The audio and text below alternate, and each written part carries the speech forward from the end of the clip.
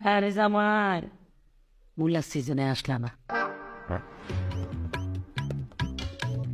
মাছ দিয়ে শুরু করি। হ্যাঁ ওই মাছটা কিটা মা মাছ মাছের লগিটা কিটা মূলা তোলা সিজনও তো আসলা না, আসলে তোর মাছ রান্না করা লাগতো না।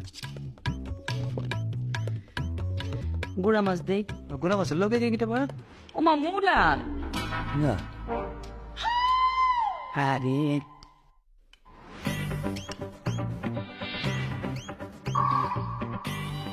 একটু মাংস দে। দেন মাংসই দেন মূলার সিজনে আইলা না, আইলে পেটটা কেমনে খাওয়াই। মাংসের লগে দিতে মা আর কিটা মূলা দেন মুলা দেন মজা আছে। আহা সিজনে আইলে জাপানি মূলা দিয়ে মুরগি রান্না। আচ্ছা ঠিক আছে দেন শুকনা পড়ে গেছো না? শুক্লা হয় একটু ডাইল হইলে ভালোই সিজনে যদি আইতা তাহলে বুঝতা মূলার সবসিডি কেমনে খাওয়া যায়।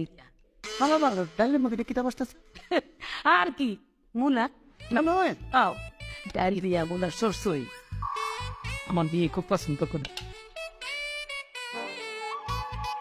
মা সালাদটা দাও। বাবা আরে সিজনও তো আইনা না, আইলে কি আর তোমার এরকম মরিচ খাইতে হইতো? এই যে মূলাই খাইতে মারতা, শুধু মূলার সালাতি। এটা কিটা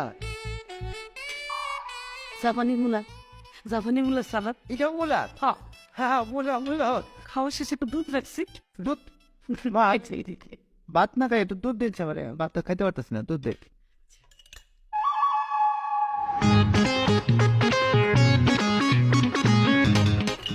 মা একটু খাটি দুধ।